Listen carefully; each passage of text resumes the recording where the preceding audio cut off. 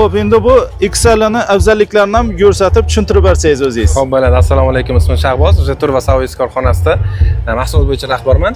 Bu avtomobilimiz SUV B klassda bo'lib, o'zini mahs bilan farqlanishini quyidagicha deb bilib. Bu intellektualniy, juda aqlli, yuqori sensor funksiyalarga ega bo'lgan avtomobil. Ya'ni yuragiga keladigan bo'lsak, 1.5 o'zini sinfidagi eng kuchli motor, 1.5 turbo. Orqa ходовой частьlar bu McPherson oldi, orqasi esa ko'p tarmoqli. Ya'ni balka emas. Bu degani komfort. Avtomobilimizning yana zo'r taraflari голосовое управление, zimniy paket, ya'ni qishki paketimiz to'liq лобовой, боковой, rul, orqa sideniyalar 3 xil tizimda isitadi. Голосовой управлениyadan nimalarni boshqarish mumkin? Голосовое управлениyadan lyuk yoki derazalarni ochish, radioni yoqish yoki old o'rindiqni isitish. Yana eng qiziq tarafini aytaman sizlarga. Misol uchun, men rulda bo'lsam, siz yonimda bo'lsangiz, siz agar "Привет, Jetur, включи" desangiz, rus tilida ishlaydi, polniy. Old sidenani isit desangiz, siznikini isitadi. Agar men rulda bo'lib turib, men gapirsam, menikini isitadi. Ya'ni ovozdan qaysini yoqishini biladi. Shunchalik bu aqlli. Oldingi modellardan ancha takomillashibdi-ku unda.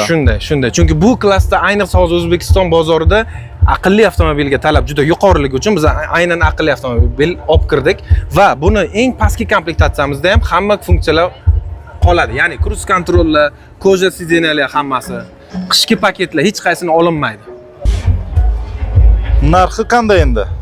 Narxi eng qiziq joyi bu, to'g'ri, 260 milliondan boshlanadi. Ya'ni 20 ming dollardan boshlanadi.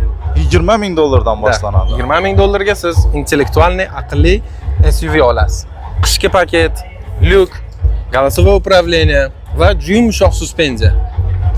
O'zini sinfida eng keng.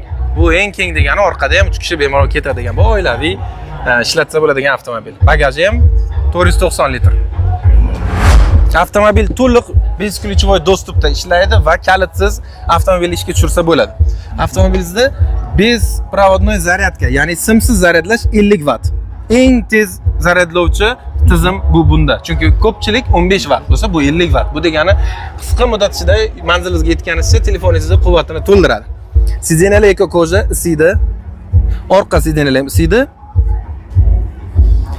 Va auto hold va elektron parkovka tormoz mavjud. Mana shu yerda o'zida va 360 kamera va avtomobilning tagini ham ko'rsangiz bo'ladi.